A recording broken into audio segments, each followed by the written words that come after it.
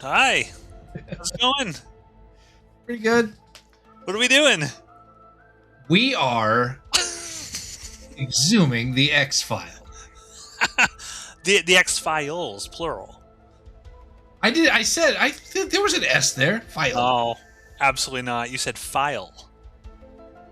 Well, there's only one left, and Mulder couldn't work on it anymore because it's all burned up. So Piecing it together from Spender's trash can.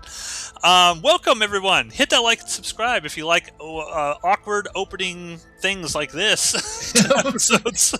Hit that like. We have so much more in store for you.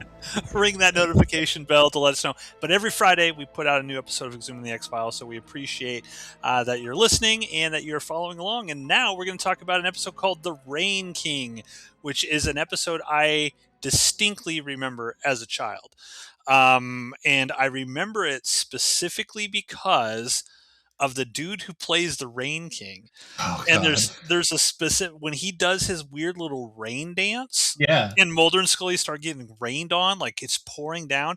For whatever reason, that sticks out in my mind from my childhood.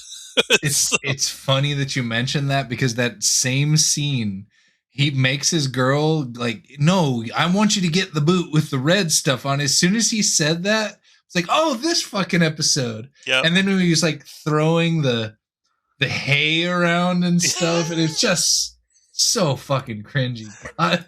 What a great role that guy had. For sure. This episode is directed by Kim Manners and written by Jeffrey Bell. So let's get into it. What's the Rain King all about? It starts with kind of this, slightly chubby blonde gal. She's writing into a Valentine, like, I want you to be my Valentine. Like, ooh, she's got, her silk. I wouldn't call it a negligee. It looks more like, pajamas. It's supposed to be sexy lingerie, but yeah, for Christians, Mormons. But she's setting up the candles. She's got her stuff on. She ate all the chocolates. Like, they make it a point to show the little heart-shaped boxes open. There's like one or two that haven't been mangled, and they're probably like the black licorice flavored ones. So I actually don't mind black licorice. What the fuck is wrong with you? I don't like biting into a chocolate candy, not knowing or expecting what's going to be inside of it. So yeah, I'd want to know that it's black licorice before I bit into it. And what do you mean, what's wrong with me? There's nothing wrong with black licorice, you fucking dick. Fuck out of here. You're so nasty. Chocolate and black licorice. What's wrong worse, with it? The only thing worse than it is just having black licorice. Put a comment down below, folks. Is there anything wrong with black licorice covered in chocolate? I say no. This idiot says yes. Let us know. Idiot. It's delicious.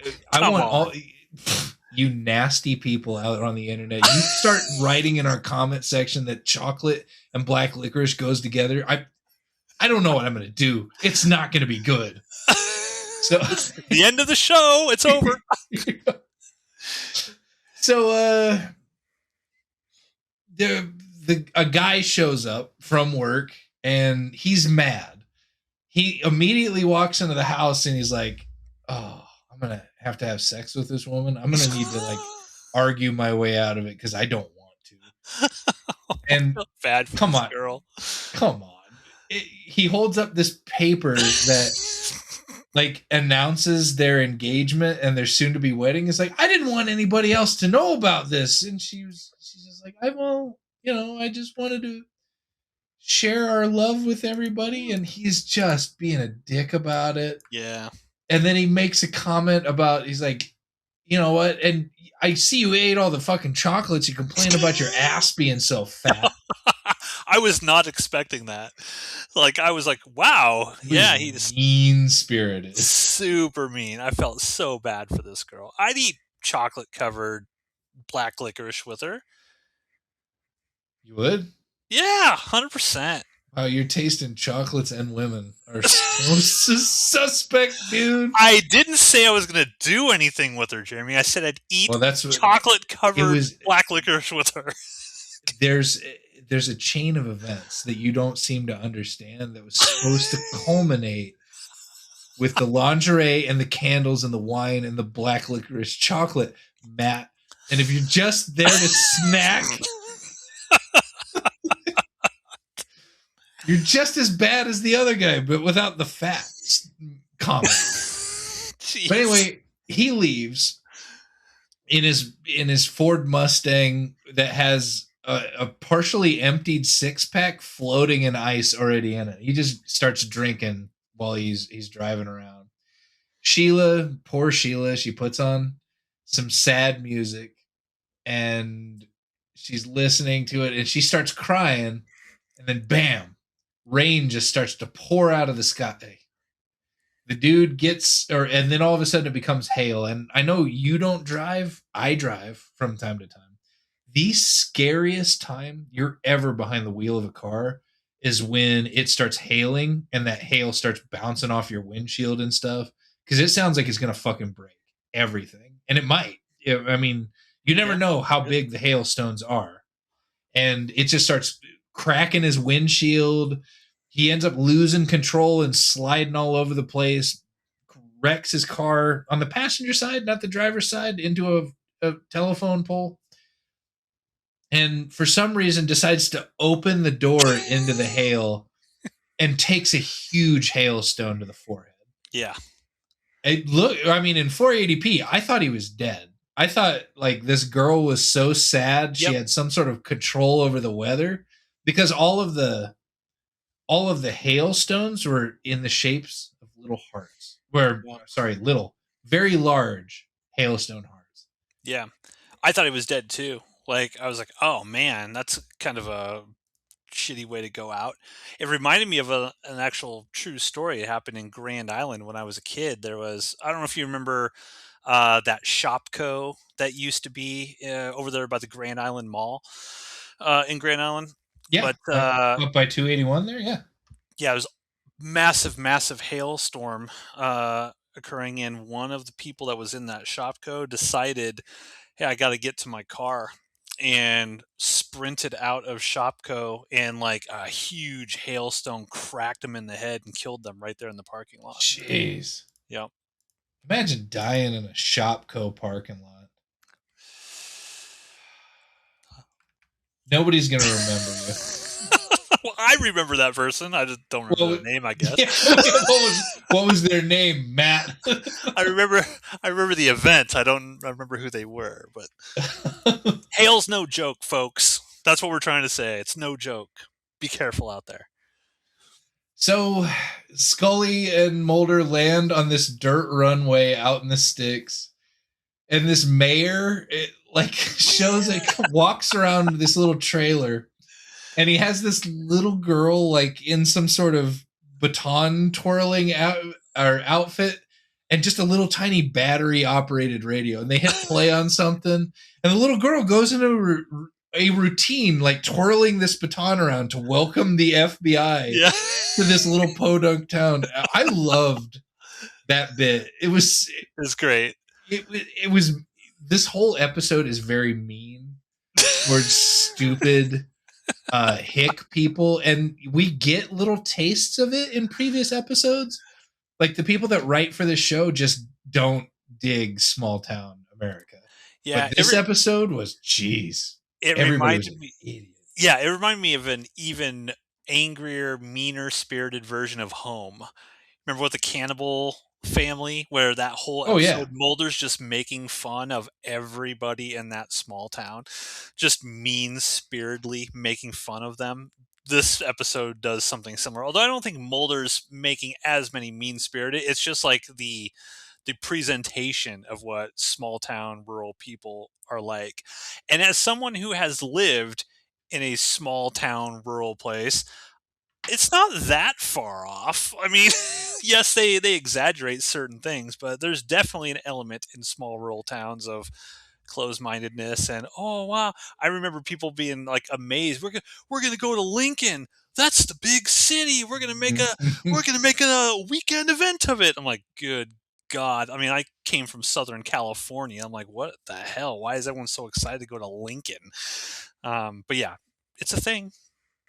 And apparently Mulder didn't tell Scully why they were getting in a plane and going out to bumfuck, because the mayor starts spilling his guts that he's mad that there's a local guy who calls himself the Rain King and is charging a premium for rain. And he's also responsible for causing the drought. Scully is pissed after she hears this story that she came out on such a flimsy thing. But She should just come to expect it now. Like, she's always pissed when she gets there and finds out the real reason. Why does she not ask Mulder before she gets on the plane, what are we going here for? Oh, there's a guy who's making it rain and causing a drought. Okay, enjoy your weekend off, Mulder. I'm going to hang out here in DC and go to a cool museum or some shit. Like, see, I have to believe that he was telling her, like, "Oh, you're gonna love it, Scully. This is gonna break everything apart." Like, just that vague sort of shit until they actually get there and start talking to the locals, and then she actually hears what it's about. But until then, he's just been inflating her, gassing her up about how they're gonna find the evidence that's gonna get them back into the X-Files. But, rightfully so, she's mad. They end up wanting to go see the king directly from leaving the airport. But they can't. They go to his office, and he's actually in Nebraska, of all yeah, places. Wymore. It's a real And, town. and so they decide to go to the local television station for some reason. Isn't that where the chick works? The blonde chick? Where Sheila lives or works, but why? Why does she work there? No, what? Why did they go? I thought they were going to go, like, talk to her. Sheila hasn't been with the Rain King for a while. Like, the Rain King lost his leg in that accident. He's just got one bum leg, and that he has a series of prosthetic boots. But by then, she's already dating the meteorologist guy that works at the television station. Well, they're probably going to go in there to ask about the weird weather events in that town, because Mulder mentions he's like, all kinds of strange weather events occur in this particular town. He's probably going to go talk to the meteorologist then. Well, they did, but they think that there's somebody else.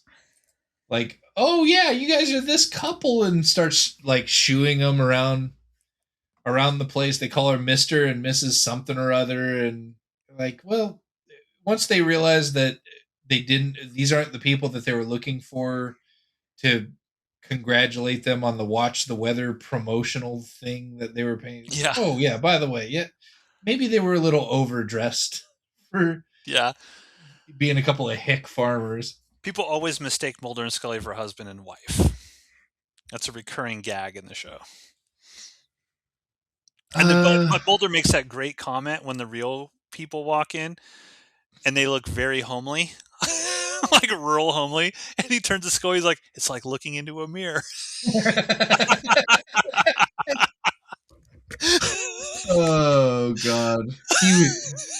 He said he's not really treating these hillbillies like shit, but... yeah.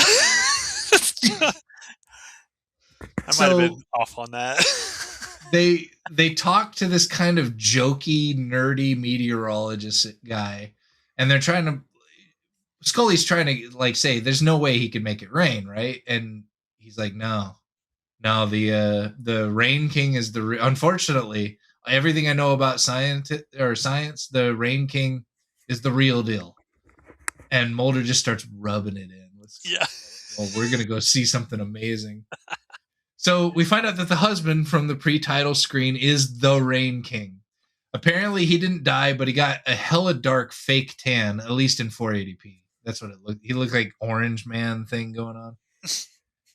and he must have lost his leg in the car accident because he starts getting into it, or while he's being brought out to bring rain to somebody that's paying him, he has one like red snakeskin boot on, and he makes his girl go like he has one leg in a case, a very fancy padded case, and he's like, baby, I asked you to go get the red boot.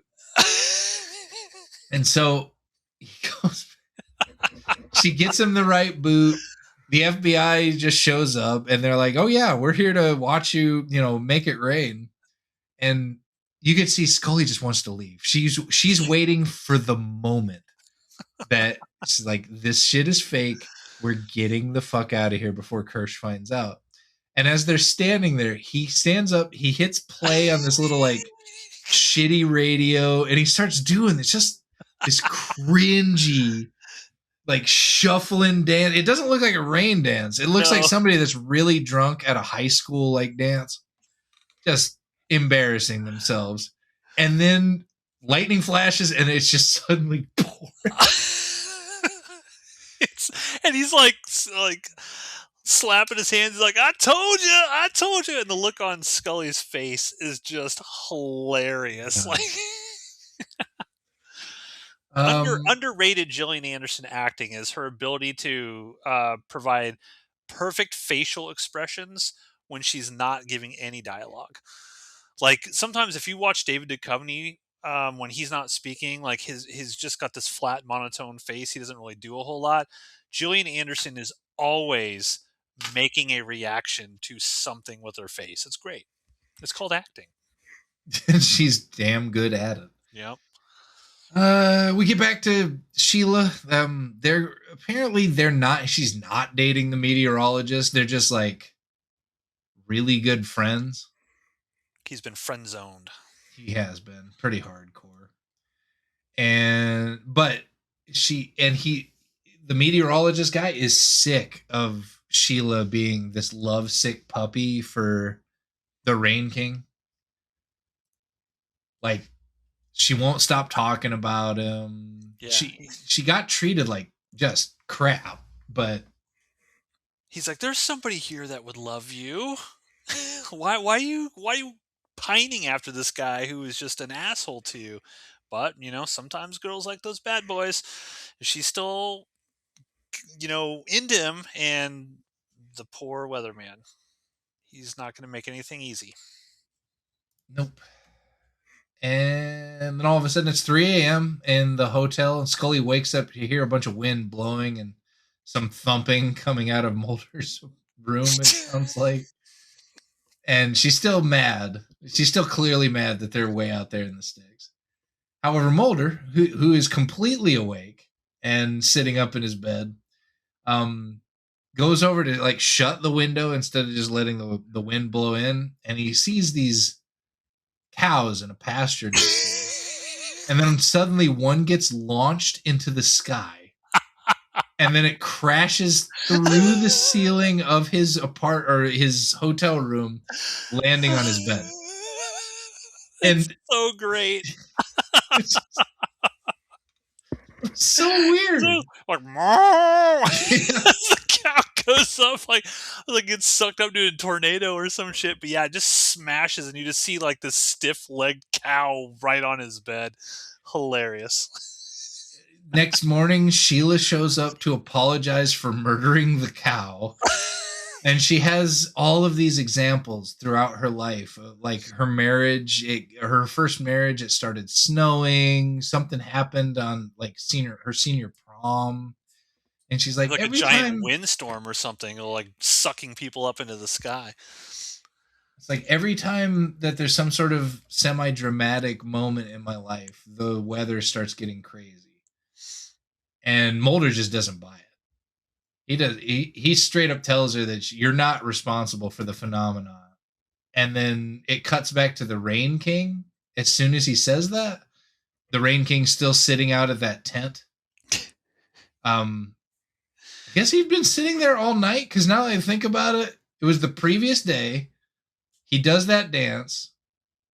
It's overnight that the cow gets dropped on the bed.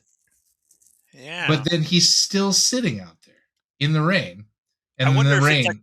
yeah, I wonder if it's a multi-day thing. Like you pay the Rain King, he shows up, makes it rain one day, goes home, comes back the next day, makes it rain again. Maybe it's that sort of deal. Or maybe he was just out there all night. I mean, why not? He's got a girlfriend that'll do anything for him.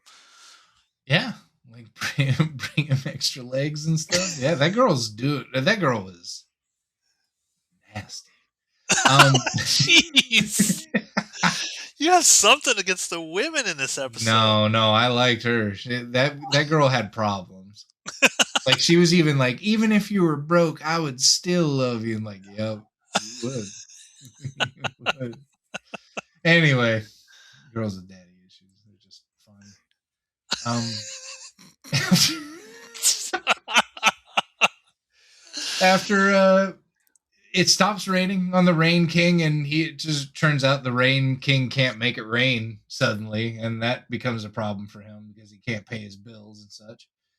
But as it turns out, Mulder just immediately points the finger at the meteorologist. He knows that the Holman. meteorologist is the guy Holden, yeah, that's who or Holman, who is responsible for all of it. The what gave him away, I still don't understand. I think Mulder just realized that this guy was like pining for Sheila. And every time something like bad happens in Sheila's life, it's because of him. And he made that Mulder leap of logic. Like, well, it's obviously this guy. That Mulder leap of logic. Yeah. And Sheila ends up like Sheila just gets attracted to anybody that she runs into, except for this meteorologist guy. Like earlier, she was pining for the Rain King, but the moment she like runs into Mulder, she starts expressing how attracted she is to him. And the meteorologist is just mega not happy about it. Mulder confronts him in the office, tells him it's all his fault, that it's always been his fault. And he's like, he just complains that he just can't let it out. He can't just tell this girl his feelings and therefore get control over the weather stuff anymore. So the rest of the episode, Mulder is just trying to coach this nerd into expressing his love for Sheila. It's All the very like while being Back to the told by Future-esque. almost everybody that's like, you don't date. You have Oh, no idea yeah. what you're talking about. That is, I love when he's on the phone with Scully and he's like, yeah, he's asking me for dating advice. And Scully she doesn't say anything. There's just a long pause. And then Mulder's like, hello? He's still there. She's like, Mulder, when's the last time you've been on a date? I'll talk to you later. Click.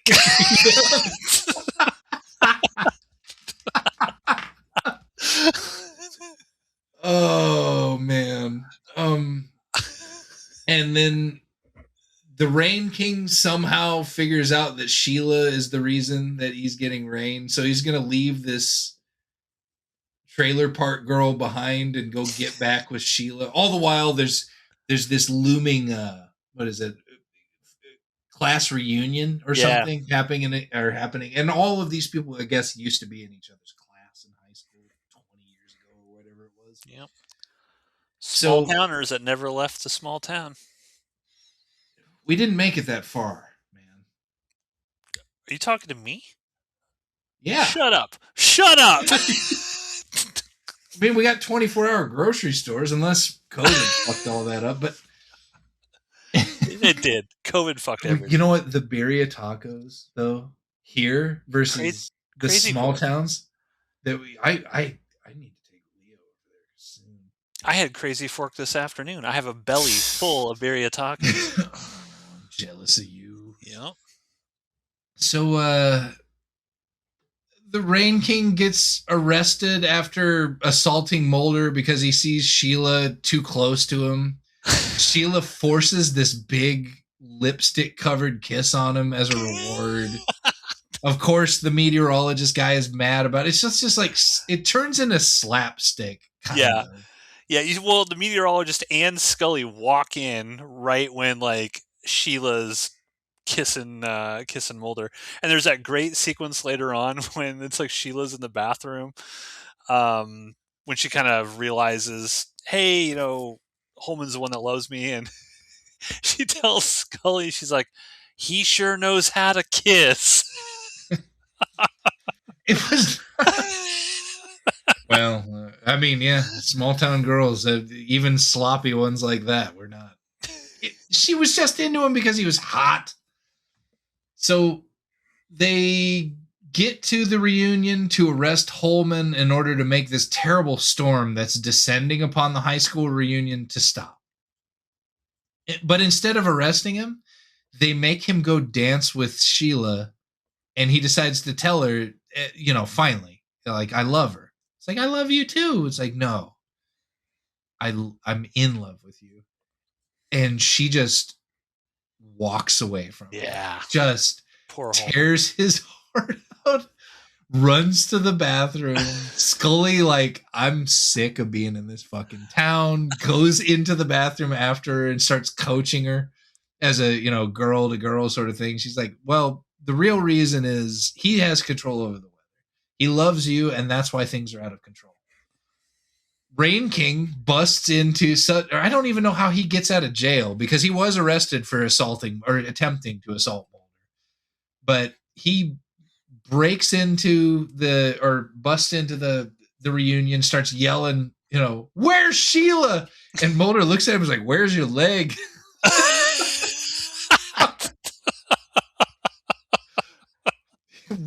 He's just purposefully a dick to that guy. I loved it. They only decide to.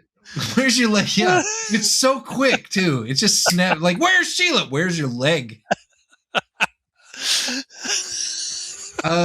They end up having to flee the bathroom because poop starts rolling up out of the sink.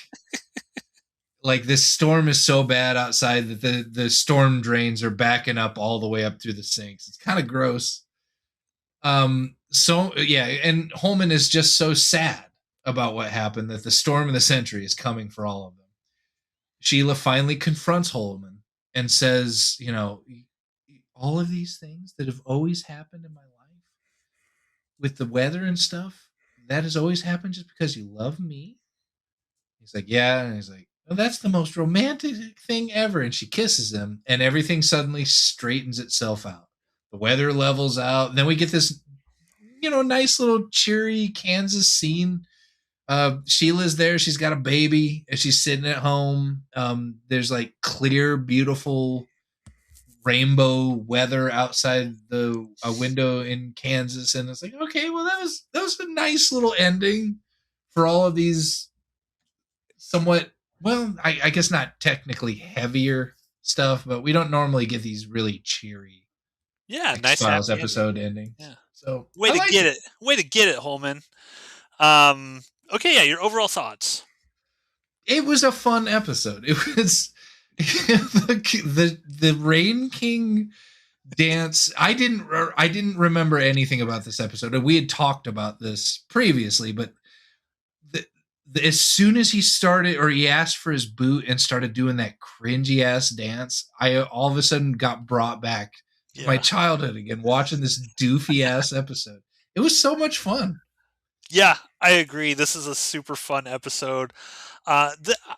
This season so far, very heavy on the comedy.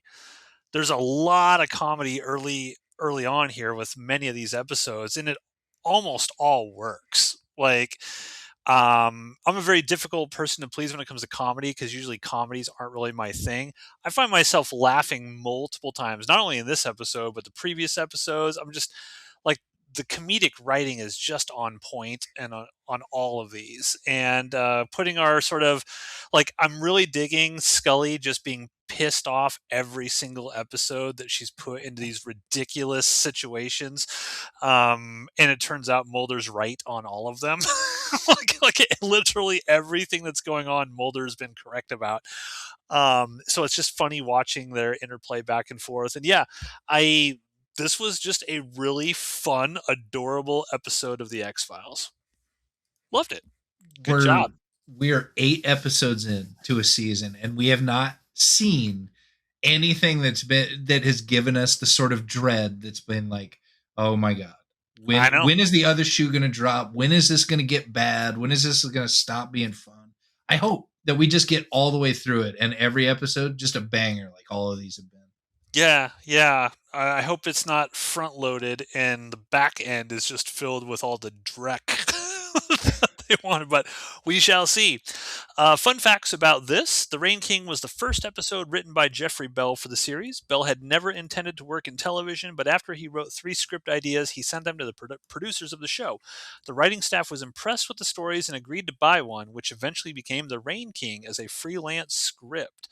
The script went through considerable changes. Initially, Bell was unaware that Daryl Moots would steal the show, and so the episode did not feature him as much. In early drafts, the relationship between Holman and the FBI agents was not as strong. In the final draft, Bell attempted to parallel the emotional state of Mulder and Scully with Hart's characterization, noting, quote, "Here you have a guy who's affecting the weather because he's repressing his emotion, and who better to help him than 2 people whose emotions are repressed and never express their feelings for each other," unquote, which I think is actually kind of cool. That's a really neat way to kind of like look at the episode from that point. The scene in which Daryl Moots crashes his car into a pole after being pummeled by heart-shaped hail was filmed in a lonely road near Grapevine, California. The road was so seldom used that the California Department of Transportation had no problem shutting down the entire road so that the crew could film the scene. Director Kim Manners was happy with the way the filming turned out, although he did note that filming the actual crash was difficult because the car kept crashing into the pole at an undesired angle. The series location manager decided to use Peru, California as a stand-in for Kroner, Kansas, a fictitious city named after Bell's college roommate.